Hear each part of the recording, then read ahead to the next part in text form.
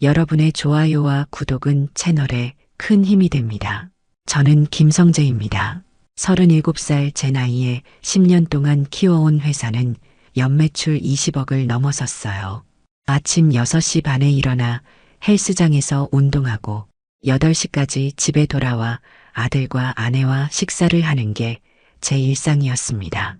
그렇게 대기업에 취직한 친구들보다 더 안정적이고 풍요로운 삶을 살고 있다고 생각했어요. 아빠, 오늘도 일찍 들어와요? 6살 아들 민준이가 매일 아침 제게 하는 질문이었습니다. 그럼 민준이랑 로봇 놀이 해줘야지. 저는 늘 그렇게 대답했어요. 아내 정유는 옆에서 성재 오빠도 바쁜 만큼 열심히 일하시는 거야 라며 아들을 달랬죠. 우리 집안의 평화로운 공기가 제겐 가장 큰 행복이었습니다. 정윤과는 연애 5년, 결혼 6년 차였습니다. 대학 새내기 시절 소개팅으로 만났어요. 그녀의 밝은 성격과 소탈한 모습에 첫눈에 반했던 기억이 납니다. 결혼식 때 주례를 서준 재민이가 농담처럼 한 말이 아직도 생각나요. 너희 둘은 백년해로 할 것 같다. 평생 제 외에는 다른 여자 못 볼 것 같은데? 그때는 당연한 얘기라고 여겼죠. 회사는 갈수록 번창했습니다. 클라우드 기반 회계 솔루션을 개발하는 회사였는데 작년 코로나 이후로 매출이 폭등했어요. 직원 수는 30명을 넘어섰고 강남에 새로운 사무실을 얻었습니다. 특히 재민이 마케팅 대행사와 계약 맺으면서 매출이 더욱 올랐죠. 그는 제 회사에 없어서는 안 될 파트너였어요. 그런데 요즘 정윤이 조금 달라졌다는 느낌이 들기 시작했습니다. 예전에는 집에 오면 바로 달라붙어 오늘 뭐 했는지 물어보던 그녀가 이제는 핸드폰만 들여다보고 있어요. 뭐 하는 거야? 물어보면 미용 자격증 스터디 카톡방이라며 대충 둘러댔습니다. 그리고 제가 다가가면 슬그머니 화면을 가리더군요. 석 달 전 정윤이 갑자기 미용 자격증을 따겠다고 했을 때는 그냥 좋은 일이라고만 생각했어요. 전업주부로만 있으니까 답답하대. 자격증 하나쯤 있어야 나중에 일도 할 수 있고 저는 학원비도 지원해주고 공부하는 시간에 아들 돌보는 것도 도와줬습니다. 그때까지만 해도 아무런 의심 없이 말이죠. 그런데 자격증을 딴 후 정윤의 행동이 미묘하게 변했어요. 예전에는 전혀 관심 없던 명품백이나 화장품에 집착하기 시작했고 저녁 늦게 들어오는 날이 많아졌습니다. 미용 포럼 정기 모임이라며 한 달에 2~3번씩 외출하는 일도 생겼어요. 옷차림도 평소보다 한층 더 신경을 써서 나가더군요. 여보, 오늘 모임 어디서 해? 궁금해서 한번 물어봤더니 강남 어디더라. 새로 생긴 카페인데 이름이 생각 안 나라며 얼버무렸습니다. 그 후로는 묻기가 왠지 뻘쭘해서 그냥 넘어갔어요. 아마도 제가 너무 간섭하려 드는 것 같아서 피하는 건가 싶었거든요. 지난 주말 민준을 어린이집에 데려다주고 돌아오는 길에 이상한 광경을 목격했습니다. 아파트 단지 입구에서 택시에서 내리는 정윤을 봤어요. 그런데 분명 친구 집에 간다고 했는데 택시를 탄 것도 이상했고 옷차림도 평소 친구 만날 때하고는 달랐습니다. 꼭 누군가와 중요한 약속이 있는 사람처럼 말이죠. 어디 갔다 왔어? 집에 들어와 물어보니 마트 갔다가 친구 만났어라고 대답했어요. 하지만 손에는 장본 물건이 하나도 없었습니다. 그날 밤 저는 처음으로 아내를 의심하기 시작했어요. 단순한 오해이길 바라면서도 뭔가 불안한 기분이 들기 시작한 겁니다. 그리고 며칠 후 그 불안감이 결코 근거 없는 것이 아니었음을 알게 됩니다. 정윤의 행동이 점점 더 수상해지기 시작했습니다. 스마트폰에 잠금 화면을 설정한 것도 그때부터였어요. 예전에는 제가 그녀 폰으로 사진 찍거나 검색하는 것도 별거리낌 없이 빌려줬는데 이제는 화면 쪽을 가리며 살짝 긴장하는 기색이 역력했습니다. 미용 포럼에서 만난 언니가 있는데 정말 멋져. 강남에서 뷰티샵 운영하면서 벤츠 타고 다녀. 정윤이 어느 날 이런 이야기를 꺼냈어요. 그런데 묘하게도 그 언니에 대한 구체적인 이야기는 전혀 하지 않았습니다. 이름도 어떤 뷰티샵인지도 말해주지 않더군요. 더 이상 참을 수 없어서 재민에게 상담을 해봤어요. 야, 요즘 정윤이가 좀 이상한 것 같아. 너는 어떻게 생각해? 재민은 그냥 결혼 6년 차니까 권태기 온 거 아니야? 라고 대수롭지 않게 넘겼습니다. 그런데 이상하게도 그 후로 재민이 제 앞에서 정윤 이야기를 거의 하지 않게 됐어요. 어느 금요일 저녁 정윤이 오늘 포럼 모임 있어서 늦게 들어갈 거야 라고 했습니다. 평소와 다른 점이 있다면 그날은 유독 화장을 진하게 하고 향수도 평소보다 많이 뿌리고 나갔어요. 민준을 재우고 나서 혼자 맥주를 마시며 TV를 보고 있는데 문득 걱정이 되더군요. 11시가 넘어서 정윤이 집에 들어왔습니다. 술 냄새가 많이 났어요. 오늘 뭐 그렇게 많이 마셨어? 물어보니 언니들이 자꾸 권해서 미안해라며 바로 침실로 가버렸습니다. 그런데 화장실에서 샤워하는 소리가 평소보다 오래 들렸어요. 마치 무언가를 지우려는 듯이 말이죠. 다음 날 아침 정윤의 가방에서 신기한 것을 발견했습니다. 호텔 명함이었어요. 강남에 있는 2층 호텔이었는데 뷰티 포럼 모임이라고 했으면서 왜 호텔 명함이 있는 걸까요? 더군다나 그 명함 뒤에는 누군가의 필기체로 담주도 기대되라는 글씨가 적혀 있었습니다. 이건 뭐야? 정윤에게 명함을 보여주자 그녀의 얼굴이 순간 굳어졌어요. 아, 그거. 모임 장소가 그 호텔 라운지였어. 별 의미 없어. 하지만 그녀의 시선이 어딘가 다른 곳을 향하고 있었습니다. 거짓말을 할 때 나오는 특유의 시선 회피였죠. 그 주말 저는 은밀하게 정윤의 SNS를 확인해 봤습니다. 인스타그램 스토리에 올라온 사진들을 보니 정말 놀랐어요. 제가 본 적 없는 명품백, 강남, 고급 음식점에서 찍힌 셀카, 그리고 오늘도 좋은 밤이었어라는 의미심장한 멘션들. 이건 분명 미용 포럼 모임이라고 하기엔 너무 화려했습니다. 더 충격적인 것은 그녀 카드 내역이었어요. 온라인 뱅킹 로그인해서 확인해 보니 호텔 결제 내역이 여러 번 나와 있었습니다. 그것도 모두 주말 오후 시간대였어요. 그날 정윤은 분명 친구 집에 간다고 했는데 말이죠. 여보, 나 회사에서 급한 일 생겨서 토요일 오후에 잠깐 나가야 될 것 같아. 저는 거짓말로 외출 핑계를 댔습니다. 실제로는 정윤을 미행하려는 계획이었어요. 그녀가 응, 알았어. 나도 오늘 모임 있어서 오후에 나갈 거야 라고 대답했을 때 제 심장이 너무 빨리 뛰어서 들킬까봐 걱정됐습니다. 오후 2시 정윤이 평소보다 더 신경 써서 꾸미고 외출했습니다. 저는 10분 정도 간격을 두고 그녀를 따라갔어요. 아무리 생각해도 이건 단순한 여자 모임이 아니었습니다. 고급 승용차가 아파트 앞에서 그녀를 기다리고 있었거든요. 그리고 그 차에 타는 순간 정윤의 표정이 환했던 게 아직도 눈에 선합니다. 저는 택시를 잡아타고 그 차를 은밀히 따라갔습니다. 차량은 예상대로 강남 방향으로 향했어요. 그런데 목적지는 호텔도 카페도 아닌 재민의 오피스텔 단지였습니다. 그 순간 저는 모든 것을 직감했어요. 제 아내가 그리고 제 가장 오랜 절친이 저를 배신하고 있었다는 사실을 말이죠. 눈앞의 현실을 믿고 싶지 않았습니다. 정윤이 재민의 차에서 내려 그의 오피스텔로 들어가는 모습을 보는 순간 제 세상이 무너지는 것 같았어요.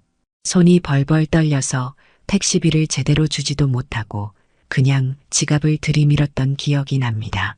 주차장에서 기다리기 시작했습니다. 다행히 제 차에 블랙박스가 있었어요. 사실 별거 아닌 것 같았는데 이때만큼 고마운 적이 없었죠. 주차장에서 대기하면서 블랙박스 화면으로 오피스텔 출입구를 계속 관찰했습니다. 2시간이 지나서야 그들이 나타났어요. 정윤과 재민이 나란히 걸어 나오는 모습이 제 심장을 찢어 놓았습니다. 제가 아는 그들이 아니었어요. 너무나 자연스럽게 어깨를 맞대고 걸으며 재민이 정윤의 허리에 손을 올리는 것까지 그 장면이 블랙박스에 고스란히 녹화됐습니다. 증거로는 충분했죠. 집에 들어가서 바로 정윤의 카카오톡 백업 파일을 확인해 봤어요. 예전에 정윤이 핸드폰 바꿀 때 제가 도와준 적이 있어서 백업 비밀번호를 알고 있었거든요. 그날 밤 확인한 대화 내용은 정말 충격적이었습니다. 오빠한테 들키면 어떻게 해? 괜찮아. 성재는 눈치 없어. 이렇게 해온 지 벌써 2달인데 모르잖아. 그래도 조심해야지. 민준이 생각하면 애는 내가 책임질게. 그건 걱정하지 마. 이런 대화들이 수도 없이 오갔더군요. 그들은 이미 저를 바보 취급하고 있었습니다. 사진도 많았어요. 호텔 침대에서 찍은 셀카, 재민이 정윤에게 목걸이를 걸어주는 사진, 술을 마시며 키스하는 모습까지. 제가 밤늦게 일할 때, 아들을 돌보느라 바쁠 때, 그들은 이미 이런 관계를 맺고 있었던 겁니다. 배신감이라는 단어로는 부족했어요. 다음 날, 저는 평상시처럼 아무렇지 않은 척 정윤에게 물어봤습니다. 어제 모임 어땠어? 늦게 들어오던데. 정윤은 능숙하게 거짓말을 해댔어요. 언니들하고 홍대 갔다가 술이 늦어졌어. 미안해. 그때 저는 확신했습니다. 이 여자는 이미 제게서 멀어졌다는 것을요. 재민에게도 연락해봤습니다. 야, 요즘 바빠? 술 한잔하자. 재민은 미안. 요즘 새로운 프로젝트 때문에 바빠서 시간 내기 어려울 것 같아라고 둘러댔습니다. 제가 아는 재민이라면 절대 그런 식으로 거절하지 않았을 텐데 말이죠. 이제는 친구의 말투마저도 달라 보였어요. 감정적으로 폭발하고 싶었지만 그러면 안 된다는 걸 알았습니다. 저는 회사를 경영하는 사람이었어요. 감정에 휩쓸려 행동하면 모든 게 꼬인다는 것을 너무 잘 알고 있었죠. 냉정하게, 철저하게 준비해서 복수해야 했습니다. 가장 먼저 변호사를 찾아갔어요. 상간소송과 이혼소송을 준비하기 위해서였습니다. 증거는 충분합니다. 카카오톡 대화 내용, 블랙박스 영상, 카드 사용 내역까지 있으니까요. 변호사는 제 준비가 완벽하다고 했어요. 다만 감정적으로 대응하지 마시고 차분히 진행하세요라고 조언했습니다. 그 다음으로는 회사 일을 정리해야 했습니다. 재민의 마케팅 회사와는 계약을 해지해야 했어요. 다행히 계약서에 윤리조항이 있었습니다. 회사 임직원이나 협력업체 관련자의 개인적 관계가 업무에 지장을 줄 경우 계약을 해지할 수 있다는 조항이었죠. 이걸 활용하면 법적 문제 없이 계약을 해지할 수 있었습니다. 저는 친구들에게도 은근슬쩍 이 사실을 흘리기 시작했어요. 재민이가 요즘 이상하더라. 마누라가 있는 남자한테 관심이 많은 것 같아. 이런 식으로 말이죠. 몇 명만 말해도 금세 소문이 퍼질 것을 알고 있었거든요. 재민의 평판을 먼저 무너뜨리는 전략이었습니다. 정윤 앞에서는 더욱 평범하게 행동했어요. 오늘 민준이 어린이집에서 그림 그렸다는데 같이 봐주자. 이런 일상적인 대화를 나누면서도 제 머릿속에서는 복수의 계획이 치밀하게 짜여지고 있었습니다. 그들이 제게 한 짓, 분명히 값비싼 대가를 치르게 해주겠다고 다짐했죠. 복수의 첫 번째 카드는 상간소송이었습니다. 변호사와 상의 결과 증거가 워낙 확실해서 승소 가능성이 매우 높다고 했어요. 재민 씨는 최소 3천만 원 정도의 손해배상을 하게 될 겁니다. 변호사의 말에 제 마음이 조금씩 진정되는 것 같았어요. 소장을 법원에 접수한 날 재민에게 문자를 보냈습니다. 회사 일로 통화 좀 하자. 재민은 평소처럼 전화를 받았어요. 성재야, 뭔 일이야? 그의 목소리에는 아무런 긴장감도 없었습니다. 아직 자신이 들통났다는 걸 모르고 있었죠. 너 정윤이랑 뭐 하는 건지 알고 있어. 제가 단도직입적으로 말하자 전화 너머로 잠시 침묵이 흘렀습니다. 뭔 소리야? 무슨 오해를? 재민이 얼버무리려고 하자 저는 조용히 말했어요. 오늘 상간소송 접수했다. 증거도 다 있어. 이제 법원에서 보자. 재민의 목소리가 급변했습니다. 야, 잠깐, 성재야. 이거 오해야. 정말 아무것도. 오해는 네가 정윤이랑 호텔 들어가는 블랙박스 영상 보고 해라. 카카오톡 대화 내용도 다 프린트해뒀어. 이제 끝났어. 우리 관계는. 저는 전화를 끊었습니다. 그날 저녁 정윤도 재민에게서 연락을 받았나 봅니다. 집에 들어오자마자 저에게 달려들었어요. 성재 오빠, 정말 미안해요. 제가 잘못했어요. 한 번만 더 기회를 줘요. 눈물을 흘리며 매달렸죠. 하지만 제 마음은 이미 돌이킬 수 없을 만큼 차가워져 있었습니다. 언제부터였어? 2달 전부터요. 왜? 오빠가 너무 바빠서 관심도 안 가져주고. 정윤의 변명은 듣기 싫었어요. 그래서 내 친구랑 바람을 핀 거야? 변명하지 마. 저는 정윤에게 등을 돌렸습니다. 이제 더 이상 그녀를 보고 싶지 않았어요. 다음 날부터 재민의 회사에 대한 압박이 시작됐습니다. 일단 저희 회사와의 계약 해지 통보를 보냈어요. 윤리조항 위반으로 즉시 계약을 해지합니다. 동시에 업계 관계자들에게도 은밀히 연락했죠. 재민 씨 회사와는 거래하지 않는 게 좋을 것 같아요. 개인적으로 문제가 있어서. 며칠 안에 재민의 회사에 타격이 오기 시작했습니다. 진행 중이던 프로젝트들이 하나둘씩 취소되고 계약 갱신을 거부하는 클라이언트들이 생겼어요. 안녕하세요. 이번 계약 관련해서. 재민이 저에게 전화를 걸었지만 저는 받지 않았습니다. 이제 그의 목소리조차 듣기 싫었거든요. 친구들 사이에서도 재민에 대한 시선이 차가워지기 시작했어요. 재민이가 친구 부인이랑 바람 피웠다면서? 진짜야? 그럼 더 이상 쟤랑 어울리면 안 되겠네. 이런 소문들이 빠르게 퍼져나갔습니다. 한국 사회에서 친구 부인 건드린 놈이라는 낙인은 치명적이었죠.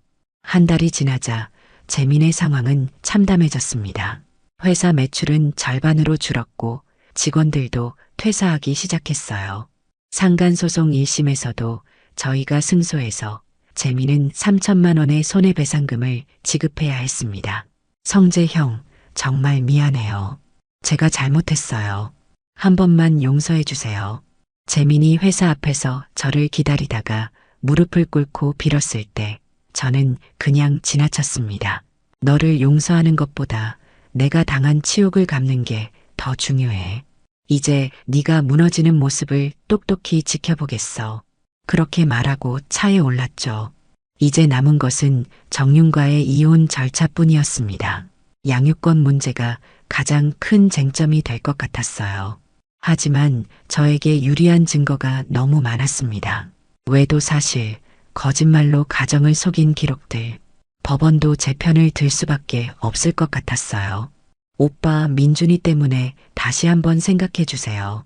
정윤이 마지막으로 호소했지만 저는 이미 결심했어요. 민준이는 내가 키울 거야. 너는 이제 이 집에 발도 들이지 마. 차갑게 말하고 서재로 들어갔습니다. 복수는 아직 끝나지 않았어요. 상간소송에서 승소한 후 이혼 절차가 본격적으로 시작됐습니다. 정윤은 여전히 재혼을 원하지 않는다며 울고불고했지만 제 마음은 이미 돌이킬 수 없는 곳에 가 있었어요. 너희 둘이 나를 완전히 바보로 만들었잖아. 이제 대가를 치러야지. 첫 번째 이혼 조정날 법원 복도에서 정윤과 마주쳤습니다. 제 옆에는 변호사가, 정윤 옆에는 그녀의 변호사가 있었어요. 오빠, 정말 이래야 해요? 우리 결혼 생활이 그렇게 의미 없었어요? 정윤의 눈물이 제 마음을 흔들려 했지만 이미 늦었어요. 결혼 생활이 의미 있었다면 내 친구랑 바람 피우면서 만족했어야지. 제 말에 정윤은 더 이상 할 말이 없어 보였습니다.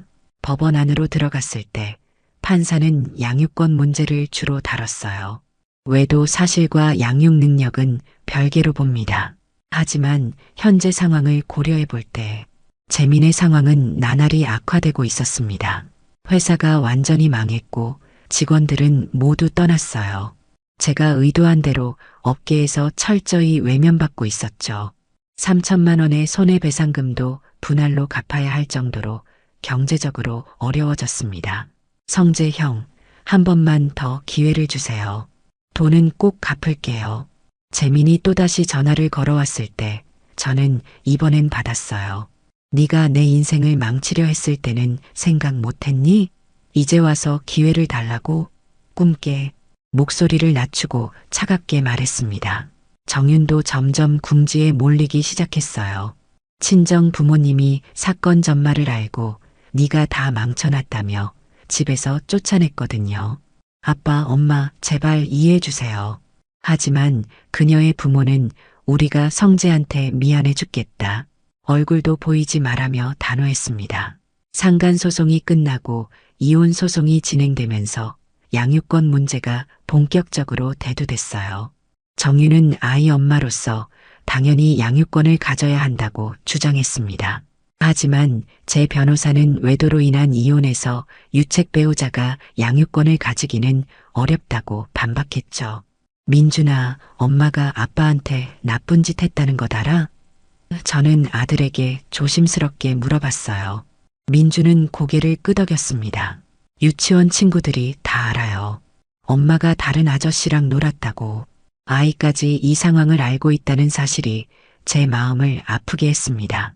이혼 절차가 거의 마무리되어 갈 때쯤 정윤이 마지막으로 저를 찾아왔어요. 오빠, 정말 죽을 것 같아요. 이렇게 모든 걸 잃을 줄 몰랐어요. 그녀는 말 그대로 초췌해진 모습이었습니다. 한때 저를 매혹시켰던 그 아름다움은 온데간데 없이 사라져 있었어요. 내가 너한테 뭘 잘못했어? 저는 그녀에게 물었습니다. 바쁘게 일한 거? 너와 민준을 위해 돈 벌려고 한 거야. 근데 너는 내 친구랑 놀아나면서 나를 바보로 만들었잖아. 정유는 대답할 수 없었어요. 할 말이 없었으니까요. 재민도 더 이상 버틸 수 없었나 봅니다. 어느 날 저에게 긴 문자가 왔어요. 성재야, 정말 미안하다. 내가 미쳤었다. 모든 대가를 치르고 있는 것 같다. 돈도 일도 친구도 다 잃었다. 네가 원하는 게 이거였어? 이제 정말 용서해줘. 저는 그 문자를 보고도 답장하지 않았어요. 용서할 생각이 없었거든요. 재민의 몰락을 지켜보는 것이 제 복수의 일부였습니다. 그가 제게 했던 배신의 무게를 온몸으로 느끼길 원했어요. 법원에서 최종 판결이 나왔습니다. 이혼 인용, 양육권은 저에게, 재산 분할은 3대7로 제게 유리하게 결정됐어요. 정유는 아들을 주말에만 만날 수 있는 권리만 얻었습니다. 엄마는 이제 따로 살 거야. 민준이는 아빠랑 계속 살고. 그날 저녁 민준과 둘이 저녁을 먹으면서 말했어요. 아빠가 민준이 잘 키울 거야. 아빠 믿지? 민준은 고개를 끄덕이며 엄마가 나쁜 짓 했어요? 라고 물었습니다. 응, 엄마가 실수했어. 하지만 민준이한테는 여전히 엄마야. 저는 최대한 아이의 상처를 고려해서 말했습니다. 재민은 결국 서울을 떠났다고 들었어요. 지방으로 내려가서 작은 회사에 입사했다더군요. 그의 마케팅 회사 시절 직원들도 사방으로 흩어졌고 업계에서 완전히 자취를 감췄습니다. 성재 형이 무섭다는 말이 업계에 돌 정도로 저는 철저했죠. 정유는 친정으로도 돌아가지 못하고 원룸을 얻어 혼자 살기 시작했어요. 미용 자격증으로 작은 미용실에서 일하면서 근근히 생계를 유지하고 있다더군요.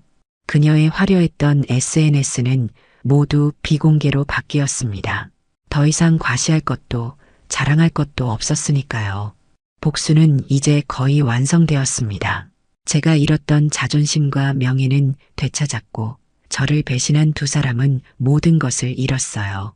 하지만 이상하게도 제 마음은 여전히 공허했습니다. 복수가 무언가를 채워줄 거라고 생각했는데 실제로는 그렇지 않았어요. 복수가 끝나고 일상으로 돌아와야 했습니다. 이혼 절차가 모두 끝나고 민준과 단둘이 생활하게 됐어요. 아빠, 엄마는 언제 와요? 아들이 가끔 물어볼 때마다 제 가슴이 먹먹해졌습니다. 아무리 정윤이 잘못했다 해도 민준에게는 엄마니까요. 회사는 재민과의 계약 해지 이후 새로운 마케팅 파트너를 찾아야 했어요. 다행히 제 회사의 실력과 신용도 덕분에 쉽게 좋은 업체를 찾을 수 있었습니다. 사실 재민보다 더 유능한 회사였죠. 왜 진작 알아보지 않았을까? 하는 생각이 들었어요. 어느 날 민준 담임 선생님에게서 전화가 왔습니다. 민준이가 요즘 유치원에서 혼자 있으려고 하더라고요. 친구들과도 잘 어울리지 않고 아이도 이 상황에 영향을 받고 있었던 겁니다. 저는 더 신경 써서 민준을 돌봐야 했어요. 주말마다 민준이 정윤을 만나러 갈 때 저는 혼자 남게 됐습니다. 처음에는 자유롭다고 생각했는데 막상 혼자 있으니 외로웠어요. 집안 곳곳에 정윤의 흔적이 남아 있었거든요. 그녀가 좋아하던 향수 냄새, 화장대, 옷장. 정윤의 부모님이 민준을 보러 오신 적이 있었어요. 성재야, 정말 미안하다. 우리가 정윤을 잘못 키웠나 봐. 어머님이 눈물을 흘리며 말씀하셨습니다. 저는 아니에요. 어머님 잘못이 아닙니다라고 위로했어요. 사실 그분들도 피해자였으니까요. 재민이 서울을 떠나기 전 마지막으로 편지를 보냈습니다. 성재야, 이 편지를 읽을지 모르겠지만 정말 미안하다. 내가 너무 큰 실수를 했다. 정윤과의 일은 정말 순간의 실수였어. 너를 배신할 의도는 없었다. 편지를 읽고 찢어버렸어요. 지금 와서 핑계는 듣고 싶지 않았습니다. 회사 동료들도 제 상황을 알고 있었어요. 사장님 힘드시죠? 제가 도와드릴 일 있으면 언제든지 말씀하세요. 부장이 조심스럽게 말했습니다. 고마워요. 이제 괜찮아요. 실제로 회사 일에 더 집중하니까 마음이 좀 더 편해졌어요. 어느 날 밤 정윤에게서 전화가 왔어요. 성재 오빠, 그녀의 목소리가 이상했습니다. 민준이가 아프다고 해서 병원에 갔는데 큰 병은 아니고 그래도 한번 확인해 보세요. 여전히 아이 엄마로서의 책임감은 있는 것 같았어요. 병원으로 달려가니 민준이 잘 있었습니다. 단순 감기였어요. 그런데 정윤이 병원 복도에서 기다리고 있더라고요. 오빠가 오실 것 같아서. 그녀는 많이 수척해져 있었습니다. 예전에 그 화려한 모습은 찾아볼 수 없었어요. 고마워요. 민준 때문에 연락해줘서. 저는 담담하게 말했습니다. 이제 가봐요. 정윤이 제 소매를 잡더라고요. 오빠, 정말 미안해요. 내가 너무 어리석었어요. 하지만 더 이상 그런 말이 제 마음을 움직이지 못했습니다. 집으로 돌아가는 길에 민준이 물었어요. 아빠, 엄마가 왜 울어요? 엄마도 미안한 마음이 있나 봐. 엄마가 다시 우리 집에 올 거예요? 저는 대답하기 어려웠습니다. 아빠가 민준이 잘 돌볼 거야. 걱정하지 마. 그날 밤 혼자 앉아서 생각해 봤어요. 복수는 완전했지만 행복은 돌아오지 않더라고요. 정윤도 재민도 모든 것을 잃었고 저도 믿었던 사람들을 잃었어요. 이제 무엇을 해야 할까? 민준과 제가 행복해지는 방법을 찾아야 했습니다. 복수의 마지막 단계가 다가왔습니다. 재민이 상간소송 손해배상금을 제대로 갚지 못해 신용불량자가 됐다는 소식을 들었어요.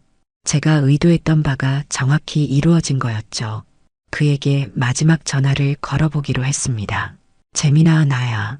오랜만에 그의 이름을 불렀어요. 성재야. 그의 목소리는 완전히 기가 죽어 있었습니다. 네가 원하는 걸 알고 싶어서. 아직도 미안해서 연락하는 거야? 아니면 돈 때문에 연락하는 거야? 미안해. 정말 미안해. 그때 내가 미쳤었다. 재민이 울먹이며 말했어요. 너한테 미안하고 민준이한테도 미안하고 모든 게 내 잘못이었어. 그의 목소리에 진정성이 느껴졌지만 제게는 이미 늦었습니다. 너 이제 아무것도 없지? 회사도 없고 친구도 없고 신용도 망했고. 저는 냉정하게 말했어요. 그래, 다 잃었어. 이게 내가 치를 대가인 것 같아. 재민의 답변을 듣고 제 복수가 완성됐다는 것을 실감했습니다. 재민아, 이제 정말 끝이야. 다신 연락하지 마. 저는 전화를 끊으려 했어요. 성재야, 마지막으로 한마디만. 뭔데? 정윤이도 많이 후회하고 있어. 너희 다시 잘 됐으면 좋겠어. 저는 전화를 끊었습니다.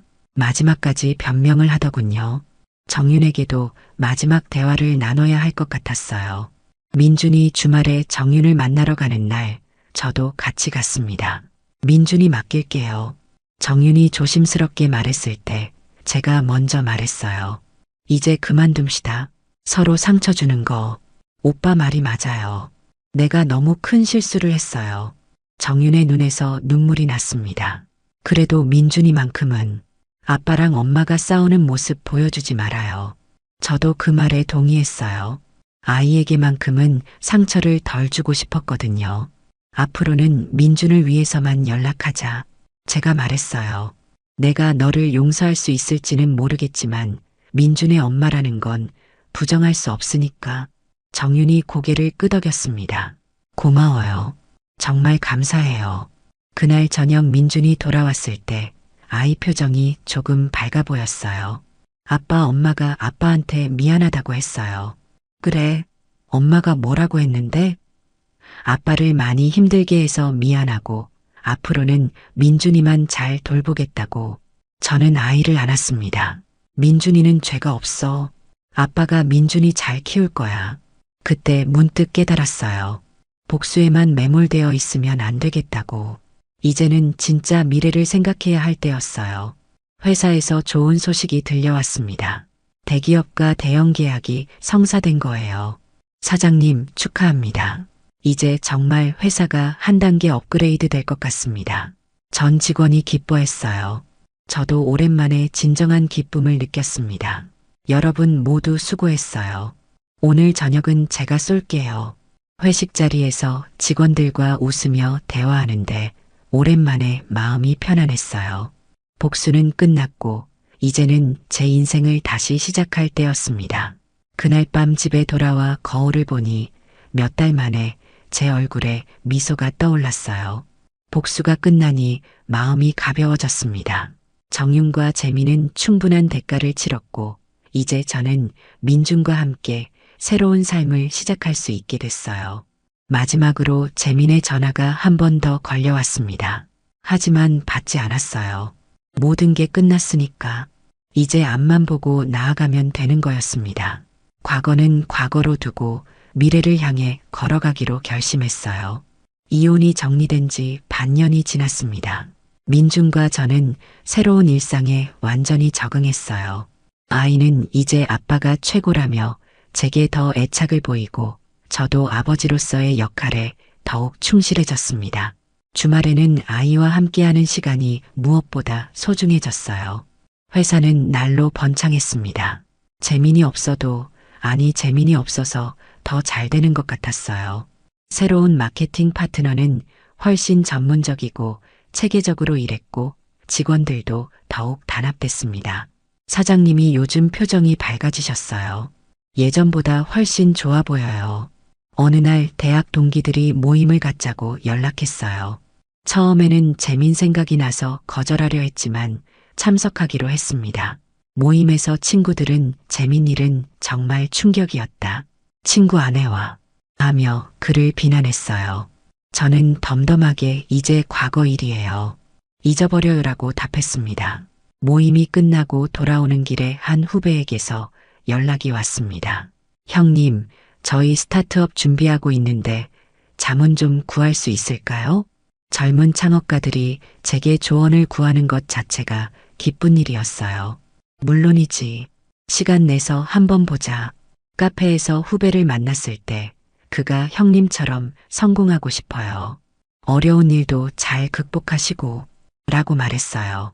저는 미소 지으며 답했습니다. 성실함이 최고의 무기야. 배신이나 복수 같은 건 결국 자신을 소모시킬 뿐이야. 민준의 유치원 학부모 모임에서 만난 한 어머니가 아버님이 직접 키우시니 민준이가 더 밝아 보여요라고 말씀하셨어요. 제가 감사합니다. 아이와 더 많이 소통하려고 노력해요라고 답하자 요즘 보기 드문 아버지세요라며 칭찬해 주셨습니다. 정유는 가끔 민준의 행사에 참여하기도 했어요. 유치원 운동회 때 둘이 나란히 앉아 민준이를 응원했죠. 어색했지만 아이를 위해서는 이 정도는 할 수 있었어요. 민준이가 정말 잘하네요라고 정윤이 말했을 때 저도 네, 민준이가 자랑스러워요라고 답했습니다. 저녁에 민준과 둘이 앉아 저녁을 먹는 시간이 가장 행복했어요. 아빠, 오늘 유치원에서 새로운 친구 사귀었어요. 정말? 어떤 친구야? 이런 소소한 대화들이 제 마음을 채워줬습니다. 복수보다 이런 일상의 행복이 훨씬 소중했어요. 어느 신문사에서 인터뷰 요청이 왔습니다. 성공한 스타트업 CEO로서 이야기를 나누고 싶다는 거였어요. 인터뷰에서 기자가 어려움을 극복하는 비결이 뭔가요? 라고 물었을 때 저는 이렇게 답했습니다. 성실함이 가장 멋진 복수입니다. 남을 해치려 하지 말고 자신을 더 발전시키세요. 그날 밤 기사를 확인해 보니 제 말이 인용됐더군요. 성실함은 언제나 가장 멋진 복수라는 문구가 눈에 띄었어요. 복수에 매몰되지 않고 앞으로 나아가는 것이 진정한 승리라는 것을 깨달았기 때문에 나온 말이었죠. 주말 오후 카페에 앉아 있는데 핸드폰이 울렸어요. 후배 스타트업 대표에게서였습니다. 형님, 저희 프로젝트 다시 같이 하면 안 될까요? 투자자들도 형님 이름을 듣고 관심을 보이고 있어서요. 저는 커피를 한 모금 마시고 미소 지었습니다.